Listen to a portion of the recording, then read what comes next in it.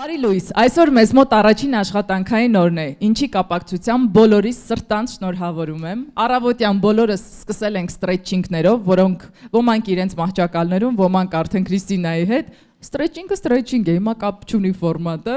Եկեք ծափարենք, ակտիվ ենք սկսել, պայծառ։ Մինչև մեր տեսական դասախոսությունների անցնելը մենք որոշել ենք սկսել շատ սիրուն, հավես, որակով կերպով և մոտիվացված, սկսենք մոտիվացված մեր օրը և առաջին աշխատանքային երթը։ Այստեղ է Արտլանջ ընկերության հիմնադիր Բակուր Մելքոնյանը, ով Way Up ֆորմատով պատմելու է իր ստարտափի մասին, պատմելու է իր հաջողության ճանապարհի մասին, իր անկումների, իր անհաջողությունների, դժվարությունների և վերջում մենք ունենալու ենք գրատախտակ ու խնդրելու ենք, որպեսզի նա գրատախտակի վրա դուրս բերի իր, այսպես ասած, հաջողության բանաձևը։ Քանի տոկոսն է հաջողակությունը, քանի տոկոս է աշխատասիրությունը, կամ բախտը, կամ գումարը, գուցե, չգիտեմ, նա ավելի ճիշտ կասի։ Եկեք ջերմ ծափահարենք մեր այսօրվա Way Up ֆորմատով ներկայացող Բակուրին, համեցեք։ Բակուր ջան, Ողջունում եմ ժողովուրդ ջան, նախ շնորհակալություն հրավերի համար։ Ես նոր անկեղծ ասած ծանոթացա ուր եմ եկել, երբեք չունեմ այդ սովորությունը պատրաստվելու որևէ միջոցառման, որովհետև այդ պահին համարում եմ ասել այն, ինչ արդի է, այդ պահին ինչ մտքից գալիս է, կոպիտ ասած, և նույնիսկ այն ֆորմատը խնդրեցի կազմակերպիչներին միգուցե խախտվի, 39 րոպե խոսել, 21 րոպե պատասխանել հարցերին, որովհետև ավելի կնախընտրեմ, մանավանդ անկեղծ ասեմ նոր իմացա, որ ստարտափեր են ներկա լինելու, ես չգիտեի ում առջև պետք է ելույթ ունենամ ու շատ ոգևորված եմ այդ թեմայով, որովհետև ինքս շատ հոգեհարազատ է այդ թեման ինձ, ինքս հանդեսանում եմ Business Angel Network Armenia-ի անդամ և մի քանի ստարտափերի մեջ ունեմ ներդրումներ արված, այդ պատճառով ինձ շատ հետաքրքիր է։ Հիմա ինչ վերաբերվում է ստարտափին, Արտանչը որպես ստարտափ դիտարկել չի կարելի, Արտանչը երբեք ստարտափ չի, ես դա շատ լավ գիտակցում եմ, ստարտափ կարելի է դիտարկել մեր նոր պրոյեկտը, որի մասին դեռ երևի առաջինները կլինեք, որը կիմանաք, դա վերաբերվում է բալանսավորված սնունդին, դա Eaten Act բրենդն է, որը հենց հատուկ մշակված է որպես ստարտափ, որը պետք է դուրս հանվի երկրից, մեկ փորձնական արդեն Հայաստանում բացել ենք, մեկ ամիս առաջ ամերիկյան համալսարանի դիմաց և տարվա վերջ մինչև 5 հատ կունենանք, հասկանալու համար իր թերություններն ու առավելությունները, ուղղելու, շտկելու ամեն ինչ և գնալ ամեն ինչ ներկայացնելու, տարվա վերջ լինելու եմ Ամերիկայի Միացյալ Նահանգներում, մեր պրոյեկտ մենեջերը արդեն մի ամիս մնաց Սիլիկոնյան հովտում, ծանոթացավ ձևերին, պայմաններին, Ամերիկայի Միացյալ Նահանգներում ստարտափեր սկսելու, ինչպես զարգացնել, ինչ անել, կարճ ասած այդ ուղղության վրա։ Արտնանչը որպես ստարտափ համարել չի կարելի, բայց որպես բիզնես բնականաբար առավել ևս որպես հաջողված բիզնես կարող եմ մի փոքր տենց հպարտորեն ասել, որովհետև այն սկսել ենք ամբողջապես զրոյից, սկսել ենք ես ու կինս, շատ չմանրամասնեմ, որովհետև շատերը իհարկե լսել են տեղյակ են, մենք միշտ ինձ հարցնում են, հարցերից մեկն էլ լինում է, թե ինչներ է ժամանակվա ձեր մոտիվացիան։ Ես պետք է անկեղծ լինեմ, այդ ժամանակ հացի փողի խնդիր կար, պարզապես պետք էր մի բան անել և տան մեջ կվարձիրայում, երբ որ կինս և մայրս էփում էին, ես առաքում էի, մոտիվացիան դա էր։ Եվ դա նաև վնաս էր, անկեղծ ասած, ինչի պատճառով ինքը ավելի դանդաղ զարգացավ։ Հիմա նայեք նոր ստարտափը, որը մենք սկսում ենք, մոտիվացիան լրիվ այլ է և իր մոտիվացիան ընդհանրապես աշխարհում դառնալ լուրջ բրենդ և դառնալ մեր ոլորտի մեջ գոնե առնվազն լավագույն տասնյակը մտնել։ Իմիջիայլոց նույնիսկ մեր ոլորտի մեջ շատ մարդիկ, ովքեր որ ոլորտի մասնագետներ են, պատկերացումները հանրային սննդի ոլորտի մասին, fast food-ի մասին եմ ասում, որովհետև մեր նոր բրենդը ավելի թիրախավորվում է, Eaten Act-ը թիրախավորվում է որպես արագ սնունդ գաղափարի մեջ, բայց արագ սնունդը կարող է լինել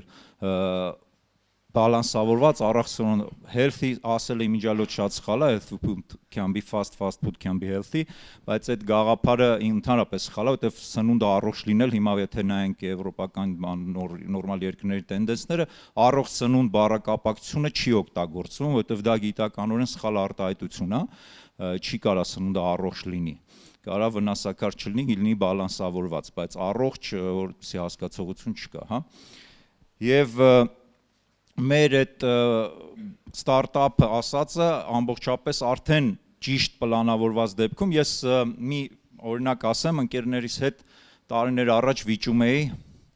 անկեղծ ասած 7-8 հոգի էինք, 2 բանակի էինք բաժանվել, ինչ է արդյոք պետք է դնել ձեր վերջնանպատակը, խորանալ այդ վերջնանպատակի վրա, կորցնել ժամանակ վերջնանպատակը, մի թիմը բաժանվել էր նրան, որ եթե ես այս պահին ունեմ այս հնարավորությունները, ուրեմն սա եմ անում, ինչ նպատակ ունի հասկանալու համար, թե 50 տարի հետո ես ինչ պետք է անեմ, դրա մեջ այսօր խորանալ, եթե ես ունեմ այս հնարավորությունները, ինչ հնարավոր է սենց թենենց ես անում եմ։ Մյուս կողմը ասում էր չէ, եթե դու քո նպատակը դնում ես 50 տարի հետո եւ քո վերջնանպատակը հասկանալի է, քո քայլերը փոխվում են։ Անկեղծ ասած սկզբնական մասում ես մյուս թմի, առաջին թմի մեջ էի, հետո շատ պարզ բացատրությունների արդյունքում ինքս էլ հասկացա, որ դա ճիշտ է եւ ճիշտը երկրորդ մոտեցումն է, որպեսզի սենց գետնի վրայի օրինակով ասեմ, եթե մենք օրինակ հիմա պատրաստվում ենք ստեղից բոլորով որոշել ենք, որ գնում ենք դեպի, չգիտեմ, Դիլիջանի կենտրոն, հա։ Եթե մենք գնում ենք Դիլիջանի կենտրոն, մենք ամեն մեկս կվերցնենք մի հատ անձրևա նայում ենք, մի հատ կուրտկա կվերցնենք թեթև, մի շիշ ջուր եւ կշարունակենք։ Բայց եթե մենք գնում ենք, որոշել ենք, որ պետքա բարձրանանք ստեղից քայլելով գնանք մինչև Արագածի բարձրունք, մենք պետքա հասկանանք, որ մեզ պետքա ինչ-որ միտեղ դահուկ, մեզ պետքա տաքշոր, մեզ պետքա ուտելիք, ինչ-որ կոնսերվաներ, այսինքն մեր մոտեցումը, թե ինչ մեր հետ պիտի վերցնենք, այդ պաշարը փոխվում է։ Նույնը ընդհանրապես բիզնեսի մեջ է, այսինքն եթե մենք, չգիտեմ, 18 կամ 19 կամ 20-25 տարեկանում որոշում ենք, որ մենք բիզնեսը սկսում ենք եւ մենք պետքա գնանք միջազգային, բան մենք սկսում ենք ուրիշ քայլերով, այսինքն նույն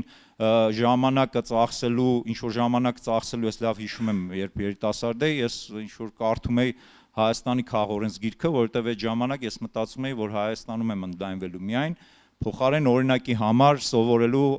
անգլերեն, թեկուզ դա գիտեմ, խնդիր չի, բայց ամեն դեպքում ուզում ասեմ, այդ պաշարը հավաքելը շատ կարևոր է հասկանալ, դուք դուրս եք գալու միջազգային շուկա, իսկ հաստատ դուրս եք գալու, որպես ստարտափ հուսով եմ բոլորը թիրախավորել եք ոչ թե հայաստանյան 3 միլիոնանոց շուկան, այլ հաստատ 7 միլիարդանոց ընդհուպ մինչև 9 միլիարդի մասն են այսօր արդեն խոսում, աշխարհով մեկ մարդկության չափ, այսինքն այդ շուկան եք թիրախավորել։ Այդ շատ կարևոր է սկսելու համար։ Իսկ արտանչի մասին դժվարություններ, բարդություններ բնականաբար միշտ եղել են, ես բիզնեսմենի տարբերությունը բանի հետ, կարիերայիստի հետ շատ հստակ տարբերակում եմ, իմիջիալոց մի 2 տարի անընդհատ սենց բիզնես ասելուց հետո սկսեցի, հա բիզնես սկսեք, հետո որ իմ ծանոթներից մեկը մի օր եկավ ասեց ասիր բիզնես սկսեմ, հենա սկսեցի տակ տվեցի, հասկացա որ պետք է սկսեմ տակ տվողների պարտքերը փակել, մի քիչ սկսեցի դժվարություններից խոսել բիզնես անելու, որովհետև եւ օրինակ մի աուդիտորիայի դիմաց, որտեղ բիզնեսմեն երիտասարդներ, որ նոր մտածում էին բիզնես սկսել թե կարիերա, Elite Plaza-ում էր հանդիպումը, 200 երիտասարդ էին հավաքված, ասեցի ով է սիրում իր ծննդյան հարցի նման, ասեցի ով է սիրում իր ծննդյան տոնը նշել փոքրիկ, լավ, ընտանեկան, հարազատ միջավայրում, հանգիստ, կամ ով է սիրում իր ծննդյան միջավայրը երկրորդ տարբերակը նշել ինչքան մարդ տեսնի կանչի, տեսնի կանչի, խառը, բարեկամ, հարևան, ընկեր, գործընկեր, տեսնում կանչում է, բարդություններ, կազմակերպչական լուրջ խնդիրներ, այս մոդելները առաջի եւ երկրորդ։ Ով առաջի տարբերակին կողմ դալիճում։ Երկրորդ տարբերակին ով է կողմ։ Պոտենցիալ 30% ուժեղ բիզնեսմեններ ունենք, բիզնեսմենը երկրորդ տարբերակն է։ Այն եթե մենք ուզում ենք հանգիստ եւ խախանդ են վիճակը, դա կարիերան է։ իմ անձնական փորձից կյանքից ելնել եմ, ասում ինչ են անում առողջ տղամարդը գիշերը, օրինակ ես կնոջս հետ ինչ եմ անում, զրուցում եմ բիզնեսից անընդհատ։ Այսինքն դա նայեք, կարիերիստի առավելությունը եւ բիզնեսմենի առավելությունը թերությունները երկու բառով պարզապես քանի որ թեման շատ հետաքրքիր է ասեմ, առավելությունը նա է հենց այդ հանգիստը ինչ է նշանակում, կոնկրետ օրինակներով արվսեմ, որպեսզի ավելի պատկերավոր լինի, օրինակ մեր մենեջերներից մեկը, որը բավականին հաջող եւ պրոֆեսիոնալ է, մենք երբ որ Մոսկվայում բացվեցինք, բնականաբար լավ տեղ էր եւ մենք պոտենցիալ էինք տեսնում, իրեն ուղարկեցինք այնտեղ։ Մի երկու ամիս աշխատելուց հետո ասեց ես այդտեղ չեմ կարում, ռուսների հետ չեմ կարում աշխատեմ։ Չի կարում աշխատի, լավ մասնագետա բերեցինք Հայաստան, դրեցինք նոր մեր պրոյեկտի մենեջեր, ֆուդիտորի, ֆուդկորտերի, ֆուդհոլերի մենեջեր։ Հիմա ինձ էլ դուրս չի գալի Մոսկվայում։ Ես կարամ դուրս գամ, չեմ կարա։ Ես գտնում եմ ելքեր։ Ես բիզնեսմենն եմ։ Ես չեմ կարող, ես պետք է հարմարվեմ, ես պետք է լուծեմ խնդիրները, ես չունեմ մեկին վերևը դիմելու։ Կարիերիստը եկավ ժամը 6-7-ը, աշխատանքը վերջացրեց, էլ իրան հետաքրքիր չի, չէ, ամբողջ պատասխանատվությունը ինքը վերջացրեց։ Գնաց տուն, այդ տուն որ ասում եմ, իր ընտանեկան միջավայր, երեխեք բան։ Էլ չէ տակրում, դոլարը բարձրացավ, իջավ, չգիտեմ, սանկցիաներ եղան, չեղան, ես իմ ինչ եղան, դա իրան հետաքրքիր չի։ Ու եթե հետաքրքիրել է ինչ-որ փոքր մասով։ Բիզնեսմենին այդ ամեն ինչը ամեն վայրկյան հետաքրքրում է։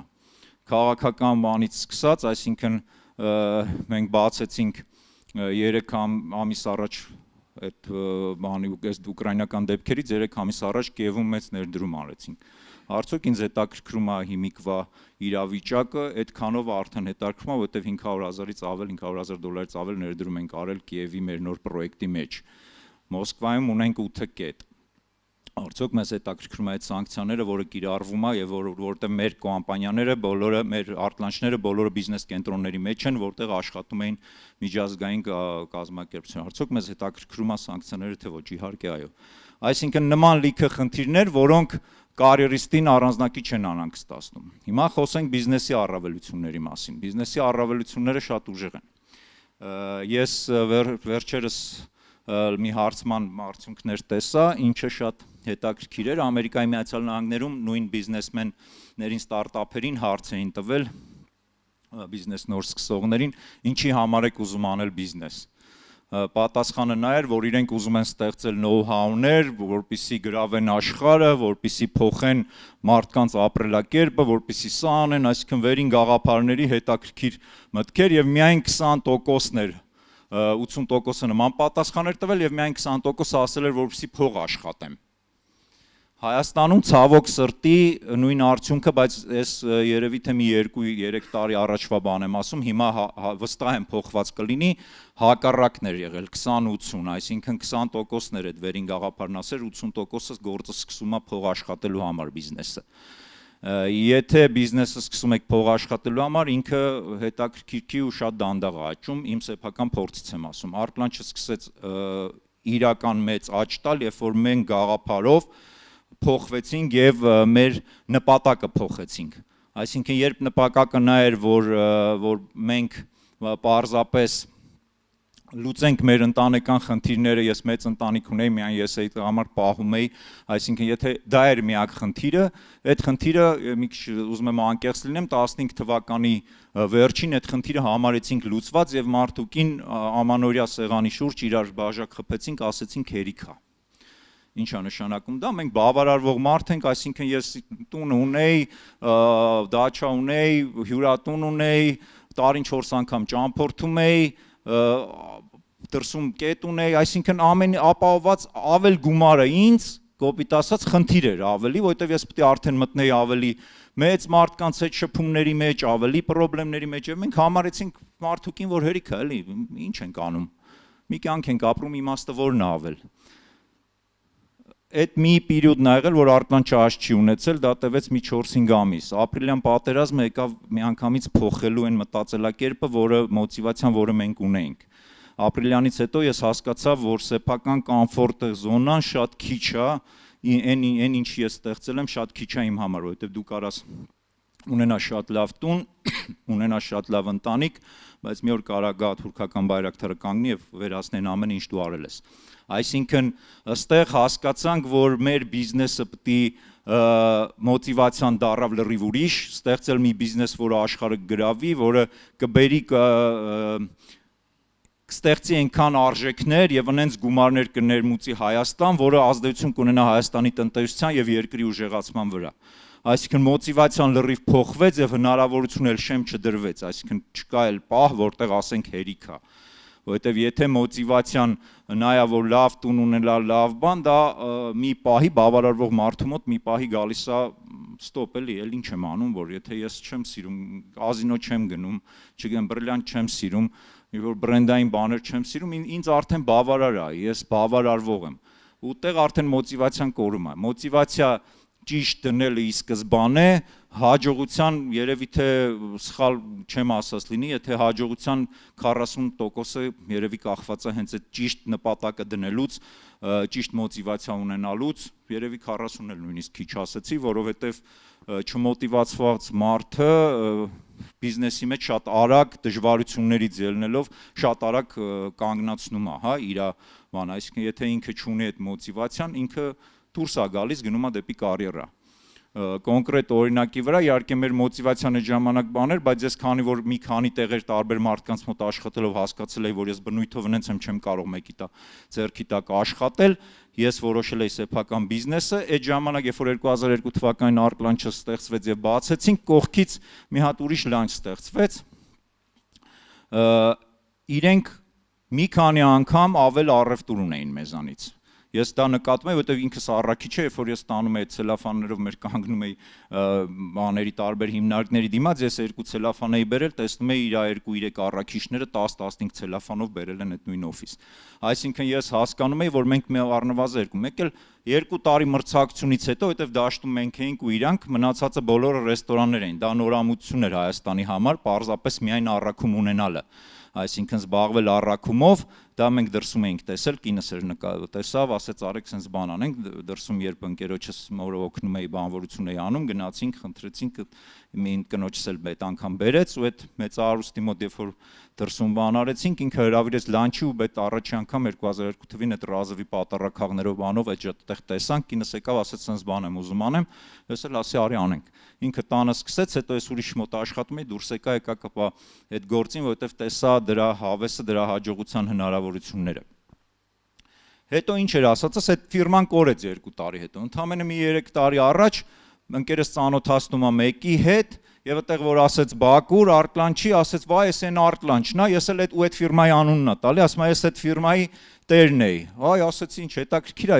մի հարց է հետաքրքրեք, ակրաս այդ հարցը տամ, եթե բան չի, գաղտնիք չի, ինչի փակվեցիք։ Որովհետև մենք մեզանից լավ էիք աշխատում, բան, ասեց այդ գործեր այ ախպեր $300 փող էի աշխատում, հենա իմ մասնագիտականով գնացի, սկսեցի $500-600 փող տալ ինձ։ Ինքը հիմա էլ իր մասնագիտականով աշխատում էր $4,000-5,000 IT ոլորտում որպես ծրագրավորող, մենք աշխատում ենք շատ անհամեմատ մեծ գումարներ բնականաբար, բայց այդ պահին մենք աշխատում էինք Art-Launch-ով $50 ամսական, արխիվները կա, առաջի 2 տարին 6 ամիսը մենք 0 ենք կանգնել, դրանից հետո 2 տարի $50 միջինացված գումար է կանգնել Art-Launch-ի եկամուտը ամսական, $50-ով մեզ ինձ ձեռ էր տալի, իրան $300 ձեռ չէր տվել։ Իմջալոց երիտասարդները այդ չեք հասկանում, $300 մեծ գումար էր են թվերի համար, $100-ով ամբողջապես full ընտանիքը պահվում էր, էլի։ Այնպես որ այստեղ մոտիվացիան, այս ամեն ինչի ասելու իմաստը նա էր, որ մոտիվացիան համար առաջի խնդիրն է, կարևորագույն, երկրորդ խնդրին, որին կուզենամ անդրադառնալ, աշխատասիրություն է, հեսա կամաց ստացվելով բանաձևը դուրս է գալի ինքը, աշխատասիրությունը, հա, սրա մասով մի հատ հետաքրքիր բան պատմեմ, ամիսներ առաջ գարնան ավելի շուտ Իտալիա ենք մեկնում, տենց բանով այրոպորտում տենց տեստ եկավ աչքիս առաջ, արդյոք դուք կարող եք դառնալ բիզնեսմեն, քաշեցի եւ պրավար տվեցի եւ ինչ լավ էր որ ես այդ տեստը շուտ չէի տեսել որովհետեւ աշխատասիրություն առավոտ ժամը 6-ին արթնանալ պլանավորել բան պահել գրքույկ պահել ինչ գալիս էր ինչ չէր բռնում Ու ես հասկացա, որ բիզնեսմեն իրանց ասելով չեմ կարող դառնալ։ Այսինքն աշխատասիրությունը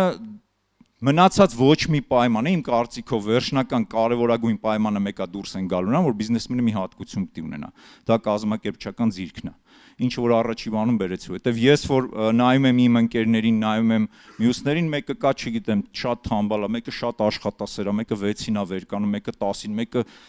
ամեն ինչը ասենց կոկիկ ամեն ինչ իր տեղն է դնում։ Դուբայի իմ գործընկեր բիզնեսմենուհին, չգիտեմ, պայմանավորվում ենք 2 ժամը ամենակիչն է ինքը ուշանում, այդ 2 ժամը լավ է որ ուշանում է, բայց ինքը շատ հաջողակ բիզնեսմեն է,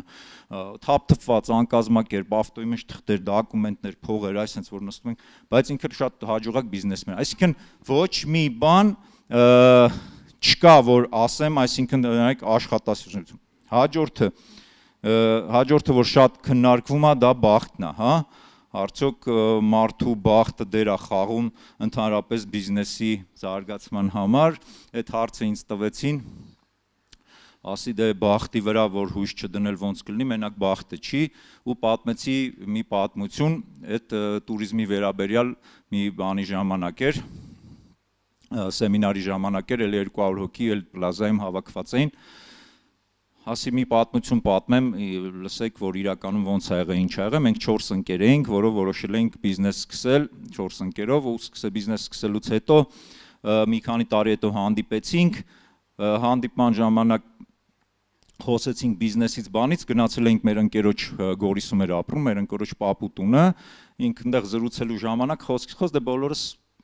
հանցել էր մի 2-3 տարի այդ որոշումից հետո ոչ մեկս էլ դեռ հաջողակ բիզնեսմեն չեն, որ ոչ մեկի մոտ լավ չէր ստացվել։ Պապին ասեց ուզում եք հաջող լինի ձեր բիզնեսը։ Ասինք դե ոնց չենք ուզում, պապի, անես ինչ ասեցիր։ Դե ասեց եկեք հետևիցս գնացինք, նստեց ինքը իր ձին, մենք հետևից քայլելով մոտավորապես մի քանի կիլոմետր գնացինք, ձորի բերան հասանք, ասեց այստեղից վերցնում եք ցանկություն եք պահում, փողը գցում եք ձորը։ Ու ձեր ցանկությունը կատարվի։ Ես անեցի իմ գրպանը 1000 դրամանոց կար, ցանկությունը պահեցի, շպրտեցի, այդ ընկերս հանեց մոտը $1 էր պահել, $1 շպրտեց, այն մի ընկերս իր հերը Ռուսաստան էր աշխատում, ռուբլի կար մոտը, ռուբլի շպրտեց, այն մեկը սենց արեց, ախպեր, ես ինչին եք հավատում, մարդը ասեց հիմա սենց մեր մեջ ականջով, ոչ մի բան չարեց։ Անցավ եւս մի 7-8 տարի, մենք հանդիպեցինք, ես որ շպրտել էի դրամը Հայաստանում արդեն հաջողված բիզնեսմեն էի, մի ընկերս Ամերիկայում էր բան եղել, շատ հաջողակ բիզնեսմեն էր Ամերիկայում, ով որ դոլարներ շպրտել, Ռուսաստանի ընկերս, իսկ այն մյուսը, որ փող չէր հավատացել, չէր շպրտել, աշխատում էր մի հատ խանութում որպես սովորական վաճառող։ Ապրեք։ 200 գիտ, ասեց այդ տեղը կասեք, ասի սպասեք, ես տեղը այդամ գտնեմ, գնամ տակը կանգնեմ, հետո դուք բերեք բոլոր տուրիստներին։ Երբեք չի լինում ժողովուրդ տենց բան, հրաշքներ չեն լինում, պետք է աշխատել, պետք է հավատալ ձեր նպատակին, տենց բաներին չհավատալ։ Սրա ամբողջ իմաստը դա էր, այդ ամբողջ բանին, այդ ես պատմությունը պատմեցի, որտեվ նաև ինչին էր թեման գնում, որ ես մի քիչ ջղայնացած էի այդ ժամանակ հայկական տուրիստական կազմակերպությունների վրա, իրանց կազմակերպչական ձևի եւ նաեւ մի բանի է ներկա եղել, որտեղ մեր գիտերից մեկը փորձում էր տենց փիլիսոփայորեն վերաբերվելով մեր կետերից, մեր բաների տեղերից մեկի վերաբերյալ իր մասնագիտական ձևը ասել եւ լեգենդը կոտրել։ Դրսում մարդիկ լեգենդներ են ստեղծում, մենք լեգենդները կոտրում ենք։ Այդ դրա համար էր, ես շեղվեցի մի քիչ թեմայից, լավ, ինչևէ, ժողովուրդ ջան։ Կարճ ասած, դա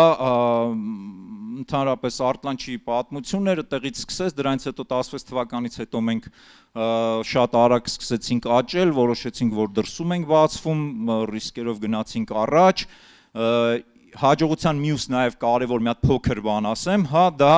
նաև մտածելակերպի խնդիրն է։ Երբ որ մենք օրինակ 2012 թվականին առաջի անգամ բացվեցինք Մոսկվայում եւ փակվեցինք, անհաջողություն ունեցանք, իմ ընկերները բոլորը ասում են դու անհաջողություն ունեցար, այսինքն ընկերների շատերը դա համարում են անհաջողություն, ես ուրիշ ձևակերպում էի մեջ տվել, ես փորձ ձեռք բերեցի, Երբ որ դուք նույն սիտուացիան է, հա, նույն սիտուացիան մեկը ձևակերպում է այդ բաժակի պատմությունն է, մեկը ասում է կեսով լիքն է, մեկը ասում է կեսը չկա։ Երբ որ դուք նայում եք կեսը չկայով, ես ասում եմ փորձ ձեռք բերեցի, եղբայր, ես տուժվեցի, չգիտեմ, 50-60 հազար դոլար, բայց ռուսական շուկան ճանաչեցի։ Ես հիմա Չինաստանում բացեցինք այս COVID-մովիդի այլանդակ բաների պատճառով ընդհանրապես մեր աշխատողներին անին շպրտին դուս չինացիք, իրանք ստեղծին այս COVID-ը, իրանք խայտարակ ձևի բան են անում, այսինքն մենք հիմա մեծ ներդրում արեցինք Չինաստանում, չհաջողեց, ինչ որ մարդ ասում է դուք Չինաստանում չհաջողեցիք, ասում եմ ես Չինաստանում փորձ ձեռք բերեցի։ Ինչպես Մոսկվայում ես փորձ ձեռք բերեցի եւ հետո հասկացա իր խնդիրները եւ ճիշտ պահին, երբ որ Ռուսաստան Մոսկվա եղավ 3 տարի առաջ, 4 տարի առաջ այդ կրիզիսի նման մի բան մտավ, մենք մի անգամից մտանք շուկա ու հիմա արդեն 8 կետ ունենք Մոսկվայում եւս երկուսս մոտ ժամանակներս կբացվի։ Ես չեմ ներկա լինելու, երկուսն էլ չեմ տեսել, անկեղծ ասած 6 կետն է Մոսկվայում տեսել։ Հաջողության հենց միտքը դա է, այսինքն մենք ոնց ենք նայում նույն սիտուացիային։ Արդյոք դա անհաջողություն է, թե փորձ էր, պարզ օրինակի վրա եմ ձեզ ասում։ Մտածելակերպը մարդու, պոզիտիվ մտածելակերպը բերում է նրան, որ դուք դառնում եք հաստատ հաջողակ բիզնեսմեն։ Ոչ մի դեպքում մի համարեք, որ անհաջողակ եք, անհաջող է դա, անհաջողակ, որովհետև իմ մոտ, եթե ես ինձ ընկերներիս հետ համարեմ, ես կհամարեմ, որ անհաջողակ եմ, որովհետև լատարեով 1000 դրամ շարժ չկամ երբևէ։ Ես շատ լավ հիշում եմ, այն թվերին դուք չեք հիշի, այդ սովետի քանդվելու ժամանակ Գյումրիից սաղ սկսում էին ոսկի էին բաներ էին անում, այդ ապարատուրաները ծախում էին, մեջից հալում ոսկի էին վաճառում, իմ ծանոթներից մեկը այդ գործի մեջ էր, ես 2 ամիսն ես թաթախվեցի դրա մեջ, որ կարողանա 2 կոպեկ աշխատել, մի դրամ չեմ աշխատել։ Ընկերս, որ ընդհանրապես թաթախված չէր դրա մեջ, մեկ էլ մի օր բերեց սեղանին մեծ գումար դրեց, ասաց գնում ենք ավտո առնելու, քնած էի, մեկը զանգեց, ասաց ոսկի կամ, մի ժամ հետո մեկը զանգացած, այսքան ոսկի ա պետք։ Այդ բախտի բանը շատ վատ էր, ու հիմա ես չեմ ուզում իմ մանկության ընկերն է իրան փնովեմ, բայց ինքը իրան դարձրեց թամբալ ու հիմա ինքը լուրջ խնդիրներ ունի կյանքի ապրելու, ընդհանրապես գումար վաստակելու, որովհետև հեշտ փող վաստակել ամենավատ բանն է իրականում, դա լավ բան չի, շատերիս կարա թվա դա լավ բան է, բայց երբ ես տեսնում եմ, թե ինչ խնդիրներ կա ընդհանրապես այն մարդկանց մոտ, ովքեր ժառանգություն են ստացել կամ բախտները բերել է մի բան հեշտ կպել է, իրանք շատ հեշտ էլ դա տանուլ են տալիս, արժեքը չեն իմանում գումարի։ Ինչ ասեմ էլ, երևի թե էլ շատ բան չասեմ, ավելի շատ լսեմ ձեր հարցերը, հաճույքով կպատասխանեմ ցանկացած հարցի, դա ավելի հետաքրքիր կլինի։ Ասում եք մոտ 6 ամիս եկամուտ չեք ունեցել, հետաքրքիր է, ինչն է ձեր մոտիվացիան եղել, որ չկոտրվեք այդ 6 ամսվա ընթացքում։ Անկեղծ ասած մոտիվացիան եղել է այն, որ մինչև այդ ես աշխատել եմ տարբեր մարդկանց մոտ եւ հասկացել եմ, որ ինչ որ մեկի ձեռքի տակ աշխատելը ինձ խնդիր է առաջացնում։ Նույնիսկ այն մանրուքը, որ մի օրինակը բերեմ, որ ինձ նույնիսկ բան արեցին, որ տեսան էլ սա չի ստացվում, սա չի ստացվում, ինչ որ մեկի մոտ անդադ մտնում եմ, ինձ գործից հանում են, մի անգամ հանեցին, նույնիսկ կոշկակարություն էի սովորում, կոշկակարի բանի այս չագուչի վրա դեղցից կորիզից նախշեր էի արել, դրա համար ինձ այդ վարպետը հանեց, ասեց դու ստեղծագործ ես, կոշիկ կարող ես, թե ինչ, այդտեղից էլ հանեցին։ Ես ուզում էի հասկանալ, որ իմ գաղափարները երբ առաջ էի տալի, անկեղծ ասած վերջի մինչև արտլանչի բացելը վերջում եղել եմ այն ժամանակ մեծ գործարան կար, Արտաշես գործանը, դրա գործանի գլխավոր մենեջերն էի եւ տնօրենի մոտ մտա, հիմնադրի մոտ մտա եւ ասացի, որ ես մոտիվացիա եմ ուզում։ Որովհետև ես չեմ կարողանում աշխատավարձով աշխատել։ Իմ համար առավոտյան ժամը 7-ին զարթնել աշխատավարձով, դա հանցագործություն էր։ Իսկ ինքն էլ 7-ին զարթում ամեն առավոտ զանգում ասում էր ուր ես, ասում եմ դե հիմա քնած եմ, մարդ եմ։ Ասում էր չէ, ու ես մտամ իր մոտ, ասի եկամտից, քանի որ ամբողջ գործանը ղեկավարում եմ, բեր եկամտից ինձ մոտիվացիա, դու տոկոս դու չհամաձայնվեց ու փառք Աստծո որ չհամաձայնվեց, որովհետև հիմա ես ուրիշի գործանը պիտի զարգացնեի իմ սեփական բիզնեսը։ Դա եղավ վերջի բանը, որ ես որոշեցի էլ ոչ մեկի մոտ չեմ աշխատում, սկսում եմ սեփական բիզնեսս, ինչքան էլ դա դժվար լինի, ու երբ ես հասկանում էի, որ նույնիսկ բան չեկամուտ չունենալու դեպքում ես բան եմ, հա, որոշում կայացնողն եմ, դա ինձ շատ հաճելի էր։ Այդ պատասխանատվություն վերցնելը իմ համար հաճույք էր։ Շնորհակալություն։ Մենք ունենք արդեն հարցը։ Տիգրան Էլազյան, Դուք Էլիազյան, դուք կիսվեցիք Ռուսաստանի շուկա մոտ գործելու երկու փորձերով, առաջին ոնց հասկացած ձախողվեց, երկրորդը հաջողվեց, որն էր առաջի փորձի ձախողման խնդիրները եւ երկրորդի ժամանակ ոնց դրանք լուծեցինք, եթե դրանք էին։ Առաջինի ժամանակ մենք մտանք 2012 թվականին, եթե նայեք Ռուսաստանը բում էր ապրում տնտեսական,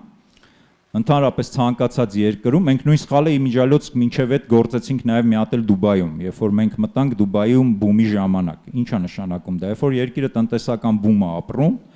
ամեն ինչը աշխատուժից բռնած, տարածքի վարձակալությունից բռնած, ամեն ինչը շատ թանկ է։ Եվ երբ որ դուք որպես նորամուտ մտնում եք այնտեղ, նույնի տեղի ունեցավ Մոսկվայում, մենք կարողացանք վերցնել շատ վատ տարածք,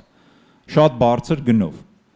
Եվ երբ սկսեց փոքր, այսինքն մրցակիցներին իմիջիալոց եւ պատրաստված չէին, գործընկեր չունեինք, մենք մեզ ու մեզ գնացի արկլանչ էինք բացել։ Ու երբ որ այդ արկլանչի հերթը պատվալում էր, պատվալ էինք վերցրել, էլի, այդ պատվալից հերթը բարձացավ, դուրս եկավ, սկսեցին մեր կողքից մեր վրա գրել։ Ու գրել ասելով մենք արդեն սկսում ենք ստուգմուն բացել մեր վրա, գալիս էին բան, ես էլ որ տեսա բիզնեսը հաջողված է, զանգեցի ընկերոջս ստեղ, ինքը Մոսկվայից ճարեց մի Facebook-ի աշխատող, որը խոստացավ մեզ ոնց որ կրիշություն անել, որովհետև այդ թվերին Մոսկվայում այլ ձև չկար, ինքը եկավ նստեց, խոսած, պարզվեց ով է, ասեց ով է մեր վրա գրում, ասի բա ինչ անենք, ասես դու գործ չունես, սա մի $20,000 գործ է, ես 10-ով քո համար կանեմ, ասի իսկ ինչ եք անելու,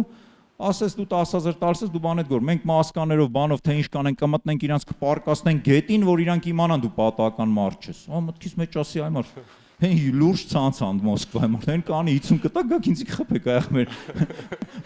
արեք, ասի կլինի որ ինձ մի շաբաթ ոչ մեկ մի ամիս չստուգի, ես վաճառեմ դուրս գամ ձեր երկրից, ասեց հա օքեյ լավ, հարց չկա որ այդ մարդը զանգել է, ու տենց վաճառեցի դուրս եկա։ Երկրորդ անգամ արդեն այս բոլոր փորձառությունները հաշվի էր առնված։ Նախ վերցրեցի տեղի գործընկեր, պայմանը նա է, որ ես գործ չունեմ Ռուսաստանում օրենսդրության, հարցերի, խնդիրների տարածք ճարելու, ես դրանց հետ գործ չունեմ։ Ես գործ ունեմ Արկլանչի խոհանոցի եւ հաճախորդի հետ շփման։ Ու դրանից այն կողմ ես ոչ մի բանի հետ գործ չունեմ։ Եվ բնականաբար մտանք արդեն այն պահին, երբ որ կրիզիս էր ինքը Մոսկվայում, դա բերեց մի քանի առավելություն, նախ հարմար տեղ կարողացանք հարմար գնով վերցնենք, հետևից մի հատ էլ 19 թվականին բացվեցինք, մի հատ 19-ի սկզբին, հետևից մի տարի հետո մի հատ է կովիդը կրիզիս մցրեց, մենք կրիզիսի 4 կետով կովիդի ժամանակ մտանք, հիմա ունենք 8 կետ, կովիդը շատ օգուտ էր, երբ որ դուք կազմակերպված եւ ստրուկտուրային բիզնես ունեք, ընդհանրապես տնտեսական ցանկացած ճգնաժամ ձեզ օգուտ է տալի։ Արկլանչը 1000-րդ աշխատակցին ընդունեց մարտի 8-ին, այսօրվա պես հիշում եմ, որովհետև դրոնով բանով նկարեցինք այդ process-ը, մեր 1000-րդ աշխատակիցն էր, այդ կինն էլ եկավ իրան նոր iPhone, բան, տեն զարմացած, բան մարդիկ փող են տալի գործի, ինքը եկել է իրան iPhone ենք նվիրում, տեն զարմացած, այդ տպավորվել էր մեր մեջ, մարտի 8-ին մենք դա կարեցինք, մեր 1000-րդ աշխատակցի բանը 20 թվի ու հետևից մորքուրն եկավ, բերեց այդ բանը, բայց այդ մորքուրը չէր, կարող է ես էլ էի բերել, ես էլ էի Իտալիայից եկել, չգիտեմ ինչի կենտրոնացան մորքուրի վրա, վերջը այդ կովիդը տարածվեց, փակվեց ամեն ինչը, որ փակվեց այդ ամեն ինչը ու երկու ամիս պետությունը մի ամիս ֆինանսավորեց, մեր աշխատողների աշխատավարձը մի ամիս մենք արձակուրդային տվեցինք, մաքրեցինք արձակուրդայինները եւ երրորդ ամսին HR եկավ, ասեց որ խնդիր ունենք, էլի, եկեք կրճատենք աշխատողներին։ Ասում եմ ինչի կրճատենք, դե ասում եմ որովհետեւ չենք աշխատում, պետք է կրճատենք։ Ասեցի դու հիշում ես հունվար ամսին որ եկել էիր իմ մոտ, տենց լացելով ասում էիր աշխատող չկա, ասեց հա, ասում եմ բա հիմա տեսնում ես ինչ շանս է։ Արկլանչը առաջի անգամ աշխատավարձային սուբսիդավորվող վարկ, ընդհանրապես վարկ առաջի անգամ այդ ժամանակ են վերցրել, գնացել եմ այդ ռիսկին, մարտին, մայիսին վերցրեցինք վարկը, սեպտեմբերին արդեն ունեինք 1375 աշխատակից, մարդիկ կովիդի ժամանակ կրճատում էին, մենք ավելացրեցինք աշխատողները եւ ունեինք ռեսուրս, ու տնտեսությունը հենց սկսեց աճել, բոլոր տենդերները դրա համար միշտ բան են անում, չէ, վերագրում են Արկլանչը ոնց վերցրեց, գնացի մտա Փաշինյանի հետ խոսացի, sense խոսակցություններ կարան տանեն, առանց հասկանալ, որ տենդերներին պարզապես չէին ռեսուրս չունեին մասնակցելու, միայն Արկլանչներ մասնակցում, որտեղ մեծ ռեսուրս ունեինք ու բոլոր պետական տենդերների 80%-ը Արկլանչը այդ ոլորտի վերցրեց, որովհետև մենք պատրաստված էինք, մենք ստրուկտուրային էինք, հա, եւ ունեինք ռեզերվ աշխատողներ։ Այս ամենակարևորն էր։ Գլխավոր միտքը նա է, որ պետքա երկիր ցանկացած մտնելուց նայեք, որ չմտնեք այդ երկրի տնտեսական պիկի ժամանակ, որովհետեւ աշխատողի աշխատավարձից բռնած, ամեն ինչով գրասենյակ վարձակալելուց բռնած դուք ամեն ինչ ամենաթանկով եք անելու, ինչը խնդիր է ստեղծում, որովհետեւ տնտեսական աճի ժամանակ ցանկացած հիմնարկություն կարողանում է աշխատել։ Երբ արդեն տնտեսական ինչ-որ սպադա, իսկ կրիզիսներ հիմա շուշուտ են լինում, հենց որ ցանկացած պահ կարող համբերեք կրիզիսը լինի նոր մտնեք։ Շնորհակալություն, մենք ունենք քիչ ժամանակ, փորձենք արագ մի քանի հարցի էլ պատասխանել։ Շնորհակալություն։ Սիրանուշ Մինասյան, Մեգի բրենդ ենք ներկայացնում։ Ես հարց ունեի թիմի հետ կախված։ Ինչքանով է կարևոր համախոհների համահունչ լինելը եւ ոնց մոտիվացնել, եթե մեկ մասը կենտրոնացած է գումար վաստակելու վրա, իսկ մնացածը իդեայի, այսինքն գաղափարի։ Նայեք, եթե խոսքը վերաբերվում է աշխատակցի մասին, թիմակցի մասին, սա ուրիշ թեմա է, որովհետեւ այդտեղ պարտադրել, որ բոլոր աշխատակիցները քո գաղափարը կկիսեն, դա չէ։ Եթե սկսնակ թիմի մասին է, դա պարտադիր է պարզապես, որ որպես ձեր հետ գործընկերը լինի գաղափարակից։ Գաղափարակից, բայց ոչ համամիտ, այսինքն ստեղ մի քիչ որ ասում են գաղափարակից, մարդիկ հասկանում են, որ մենք ասում ենք օրինակ, այս կետը բացենք, ես ու կինս, որ սկսել ենք մեր բիզնեսը, մենք լրիվ հակառակ մտածելակերպներ ունենք։ Ամեն նոր կետ բացելու ձեզ ասել են բացենք, կինս սկսել է դժվարություններից խոսել։ Մենք իրար տվել առել ենք, վերջը որոշել ենք բացել կամ չբացել։ Այսինքն գաղափարակից ասելով մենք գաղափարին կողմ ենք, որ պետքա մենք ստանանք բրենդ, բայց քայլերի վերաբերյալ լիքը անհամաձայնություններ, լիքը բաներ, այսինքն ինչքան հիմա նոր մեր ստեղ Դիլիթաուն պրոյեկտ ունենք, նոր կառուցապատման մեծ պրոյեկտներ ունենք, գործընկերոջս հետ լրիվ հակադարձ մտածելակերպ ունենք, բայց դրա համար շատ լավ է ստացվում մեր այս նոր բիզնեսը, ընդամենը 2 տարվա մեջ Դիլիջանում նման մեծ կոմպլեքս երևի աշխարհում երևի այն ինչ որ պլանավորել ենք, կա շատ հետաքրքիր բաներ ենք անելու, դրա մասին ժամանակ չկա, շատ չփան չանենք։ Ես Բորնեմ, շնորհակալ եմ կիսվելու համար, միանգամից կարճ հարց եմ տալիս։ Դուք ասացիք 16 թվականը ձեզ համար բեկումնային էր, երբ որ սկսեցիք ասես լոկալից գլոբալ մտածելու։ Արդյոք եթե ձեր միջև 16 թվականի փորձը չլիներ կամ ասես ճակերտավոր կուշտ վիճակը չլիներ, դուք նորից դες գլոբալ եք մտածելու, եթե հացի խնդրից սկսեիք բիզնես։ Երկրորդ, այսօր ոնց եք դուք մոտիվացնում ձերեն աշխատողներին, ովքեր ձեր վիճակում են, երբ որ դուք որոշեցիք թողեք բիզնեսը, եւ երրորդ, հետաքրքրված եք Ռուսաստանում տեխնոլոգիական ստարտափում ներդնելու կապակցությամբ։ Շնորհակալ եմ։ Երրորդը հիշեցի արագ ասեմ, այո, հետաքրքրված ենք, կարող եք ներկայացնել Բակուր Մելքունյան Facebook-յան էջին, Messenger-ով կարող եք գրել, երկրորդը այն աշխատողները, ովքեր ձեր վիճակում են, մոտիվացնի։ Մասով արտլանչը մինչև մի տարի առաջ, մինչև կներեք 3 տարի առաջ, հետաքրքիր մեխանիզմով էր աշխատում, մենք մենեջերների հետ ունեի պայմանավորվածություն եկամտի իրանք դառնում էին այդ կետի, մենեջերը դառնում էր իմ հետ բաժնետեր եւ հետաքրքիր հարաբերակցությամբ 51%-ը սիմվոլիկ իրեն էր գնում եկամտի, 49% ինձ։ Եվ շատերը զարմանում էին, ոնց է կարողանում ես ղեկավարել այդքանը, ընդհանրապես չխառնվելու գործում, որովհետեւ ամեն մարդ ես մրցակցի անունը չտամ, մրցակիցը որ սկսեց, մեզնից հետո իհարկե սկսեց, բայց ինքը վերցրեց եւ այդ պայմանագրերը, որ կնքում էր աշխատակիցների հետ, մենեջերների հետ, սկսեց գրանցել, լուրջ պայմանագրեր կնքել, որ իրանք չկարողանան, բայց իր առաջի հենց 4 մենեջերները դուրս եկան իր մոտից եւ նույն բիզնեսը սկսեցին անել։ Մեր մոտ հակառակն է գնացել, այսինքն առաջի 4 կետից հետո ես ընդհանրապես նոր կետ ինքս չեմ բանարել, բոլորը մենեջերն են, այսինքն երբ որ տեսնում եք լավ կետ է աշխատում, գնում եք մոտիկանում եք, ասում եք ես այս հիմնարկի ղեկավարն եմ, ուզում եմ ստեղ, մենեջերին եք հանդիպում, ինչ չեն հանդիպում։ Եվ մենեջերը երբ որ իրան չի զգում թմի անդամ, ինքը բնականաբար ասում է, ախպեր, մենա սաղա ես եմ անում, կայնի գնամ, այսինքն մինչև 3 տարի առաջ աշխատում։ Հիմա որ գնաց ընդհանուր ծրագրի եւ բան, ձևը փոխվել է, բայց մոտիվացիոն համակարգը նորից տոկոսով եկամտից կախվածությունը պահպանվել է, որովհետեւ ես համարում եմ մոտիվացիան է ընդհանրապես մանավանդ այդ կադրերին, հա։ Շնորհակալություն, ամփոփենք վերջին հարցը տանք, որ դուրս բերի։ Առաջինն էլ ասեք համոռաց։ Առաջինը ասում էր, եթե դուք լինեք նախնական վիճակում, այսինքն հա, Կմտածեիք մեծ։ Միանշանակ փորձն էիք ասում, դուք եթե չունենայի այդ փորձը, նայեք, ես ասեցի 16 թվական, Արկլանչը ստեղծվել է 2002-ին, 14 տարի դա փորձի ձեռքբերում չէր։ Ես կարամ համարեմ 2 տարին փորձի ձեռքբերում։ 2 տարի հետո ես պատրաստ եմ, եթե իմ մտածելակերպը 2 տարի հետո փոխվեր, իմ քայլերն կփոխվեին միանշանակ։ 2 տարվա հետ լրիվ համաձայն եմ, որ դա ես փորձ էի ձեռքբերում, ընտանիքի հացի խնդիր էի լուծում եւ դրա ոչ ժամանակ ունեի, բայց 2 տարի հետո մնացած 14 տարին ես համարում եմ կոպիտ ասած կորցրած տարի աճի տեսանկյունից, որը կարայի ավելի լավ աճ տա, եթե ես բավարարվում էի։ Գորը հարցնում էր, եթե դուք չունենայիք այդ փորձ, այսինքն հացի խնդիրը արդեն չունենայիք, միանշանակ նայեք, ես հիմա շատ ընդհանրապես մի քանի ամիս առաջ մի երիտասարդի հանդիպեցի, որը 1000 դրամի նույնիսկ խնդիր ուներ, բայց իր ստարտափներ ներկայացնում ինձ, ես իր այդ իմիջիալոց թեթև համագործակցում եմ արդեն,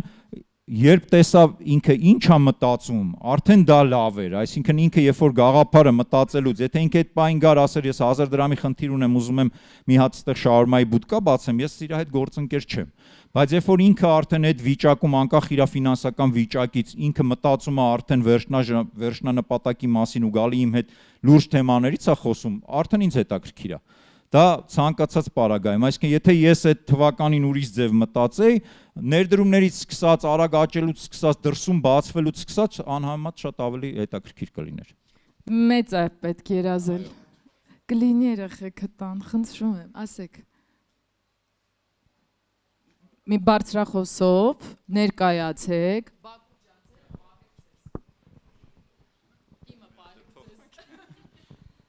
Բարև ձեզ, Մկրտիչ Աննես, նախ շնորհակալություն ելույթի համար, հարցս իրականում որոշակի առումով տրվեց եւ պատասխան կար, դուք առանձնակի բառեր առանձնացրիք, որոնք հաջողության գրավականն են, բայց շատ քիչ խոսեցիք թիմի մասին, թիմը, որը ընտանեկան էր եւ հետո պետք էր սկսել մեծանալ, օրինակ այդ սկզբնական շրջանում ինչպես եք ընտրում նոր թիմի անդամներին, ինչ հատուկ բնավորություններ եք առանձնացնում, որ մտածում եք նրանք ձեզ հաջողության կհասցնեն։ Շնորհակալություն։ Ես մի օրինակ փոքրիկ օրինակի վրա բերեմ, հետո ասեմ, ինքը շատ լավ հարց է, որովհետև թիմի ընտրությունը սկզբնական փուլում շատ կարևոր է, հա, որովհետև հիմա օրինակ մենք հասել ենք մի հատ բանի, որ արդեն դե HR-ն ընտրում, մենք խնդիր չունենք, մենակ HR ընտրելուց չգիտեինք ոնց HR պետք է լինի, որ էի լավ HR ընտրունի, այդ բանը կար, հավի-ձվի պատմություններ, բայց սկզբից ես մի դրվագ պատմեմ, երբ մենք այն ժամանակ առաջի մեր պահեստով ես էի զբաղվում եւ մեր առաջի պահեստապետին պետք է ընտրենք, որովհետեւ այն ժամանակ պահեստ գնումներ բան բնականաբար փոքր էինք մեր տան մեջ առաջի հարկում սեփական տան ինքը այդ պահեստապետ հասկացողությունը ու ընկերս ներկա էր այդ պահին, խնդրել էի ընկերոջս ներկա լիներ հետս, ընտրում էինք մոտ 6-7 հոգի եկան գնացին, ես ընտրեցի մեկին ով այդ պահին հարց էինք տալիս, ես այսինքն որ ընտրեցի իրան, այս ընկերս սխալվեց, ասեց հələ մի հատ հարց տամ, տեսնելով որ տղան անգրագետ է, բանով մաթեմատիկորեն, ասեց օրինակ մի հատ կխնդրեմ 1000-ի 10%-ը գրես, հենց կախվեց, ասեց 1.5 կիլոգրամ, ինքը գրեց 1.500, ասեց 1 կիլոգրամ 5 գրամ, գրեց 1 ստորակետ 5 Այսինքն ես ու որ գնաց, ասի ես իրան եմ ընտրում, ասեց ես մարդուն դու ընտրում ես պահեստապետ, ասեց եղբայր, ես 6 հոգուց, ես մարդկային հատկություն ես մոտ եմ տեսել։ Քանի որ սկզբնական փուլում ես չունեմ վերահսկողության այն մեխանիզմները, որը վերաբերվում է հիմա ունեմ ֆինանսական բաժին, աուդիտի բաժին, ներքին վերահսկողություն, չգիտեմ ինչ, այսինքն սանիտարահիգենիկ բաժին, այն ժամանակ վստահության բան է, այսինքն եթե այդ մարդը ու շատերը զարմանում էին, ոնց է Արտլան չկարողանում ամենաէժան գնով, որտեվ ամենափորձված բանն էր, ես քանի որ դրա մեջով անցել էի, ես լավ հասկանում էի, էլի, օրինակ գումի շուկայից էր այն ժամանակ առևտուրը լինում, երբ որ ես գնում էի առնելու հայտնի ռեստորաններից մեկի առաքիչը գալիս էր ու անընդհատ այդ ռեստորանի տերը ինչ-որ մեխանիզմներ էր դնում, որ նա չխափի, վերջի մեխանիզմը դրել էր, ասել էր կտաս, որ դու չգրես պատվերը, կգրես ումից որ առնում ես, ու նա էլ վեկալում էր, գոռում էր, վալոդ, ինչ գին գրեմ էսի, ասա գրեմ, այսինքն այդ մեխանիզմ չի, Այստեղ առաջնայինը մարդկային հատկությունն է, որովհետև սկզբնական փուլում ոչ վերահսկողության մեխանիզմներ ունեք, ոչ բան ունեք եւ այդ գնալու ժամանակ, թիմը աշխատելու ժամանակ իրան մարդկային հատկություններն են։ Մեր բոլոր մարդկանց ոչ մի պրոֆեսիոնալ հատկություն, ոչ մեկից ոչ դիպլոմ ենք նայել, ոչ մի բան։ Մեր ամբողջ թիմը հաշվապայից սկսած մինչև բան ձևավորվել է սկզբնական փուլում այդ ձևով։ Հիմա դե բնական է արդեն երբ որ ստրուկտուրաներ կան, բաներ կան, ուրիշ ձևով է, ես չեմ կարող անհատական մարդկային հատկություն։ Բայց միևնույնն է, մենք վերջերս աշխատակիցներից մեկին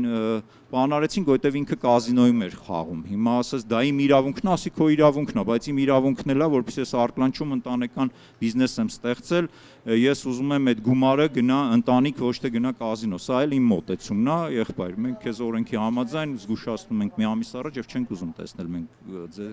իմ թիմում։ Այսինքն որոշակի էլի ստրուկտուրաներ դրվում է, հա,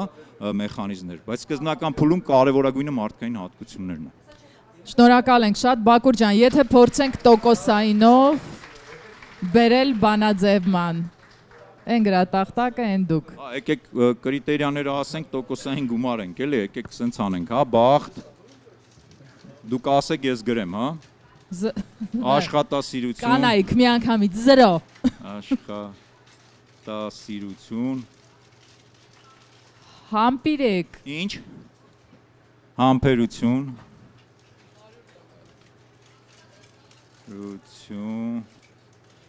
նպատակասլացություն,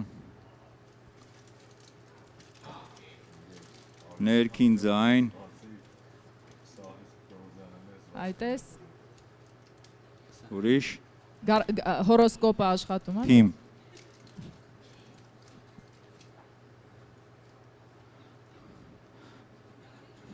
մոտիվացիա,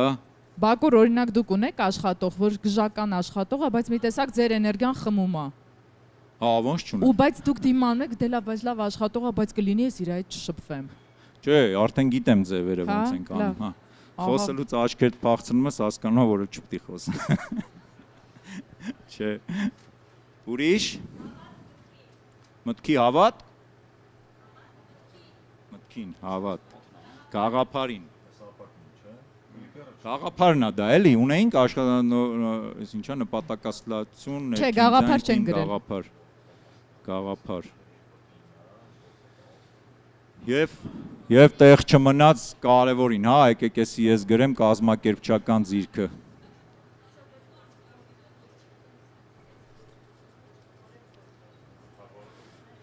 Եկեք սենց անենք, վերջում ինչ կմնա դնենք սրա վրա, էլի, որովհետև սա ամենակարևորն է իմ կարծիքով։ Բախտ պետքա ունենալ 0 իմ տոկոսին, կարծում եմ, ընդհանրապես բախտ պետք չի ժողովուրդ։ Հակառակը, ինքը ինչքան ձեր բախտը բերի, այնքան ձեր գործը հեշտացնելու է, ես վստահաբար եմ ասում, այն ընկերներս, ովքեր իմ հետ բիզնես են սկսել, իրանց բախտը սկզբնական փուլում բերել է, իրենք հետագայում ավելի լուրջ խնդիրներ են ունեցել։ Մենակ պսակվելիս է բախտը պետք ոնց նայում եմ, Բակուր ջան, հաշվի առնել, որ ձեր կինն է սկսել։ Միանշանակ, այդ 19 տարեկանում, որ ես ասեմ լուրջ անալիզ արեցի կնոջս հետ ամուսնանալու, դե բախտս է բերել, ես համաձայն եմ։ Ռիսկերի գնահատումով չի ամուսնանա, որովհետև նորմալ մարդը։ Հա, նորմալ մարդը 19 տարեկանում աշխատասիրություն, եկեք բան անեմ, էլի մի ինչ-որ տոկոս դնեմ, որպեսզի աշխատասեր մարդիկ չնեղանան, ինքը շատ աշխատասեր չեմ, եկեք դրա համար ինչ-որ տոկոս դնենք, հա, մի 5%։ Համբերություն։ Համբերությունը շատ լայն հասկացողություն է, ժողովուրդ, համբերություն իհարկե պետք է, դա մի քանի ֆակտորներ է իր մեջ մտցնում, եկեք 10% դնենք համբերության մեջ, հա։ Նպատակասլացություն, նորից 10% դնենք։ Ներքին ձայն, ներքին ձայնը 5%, 2, 0.5, լավ 0.5 եկեք դնենք, էլի 0.5%, որովհետև այդ 0.5% պետք է, բայց շատ ժամանակ մի հատ օրինակի վրա ասեմ, երբ որ ես բիզնես սկսում եմ, դրա մասին նայեք, իթնակտի մասին արդեն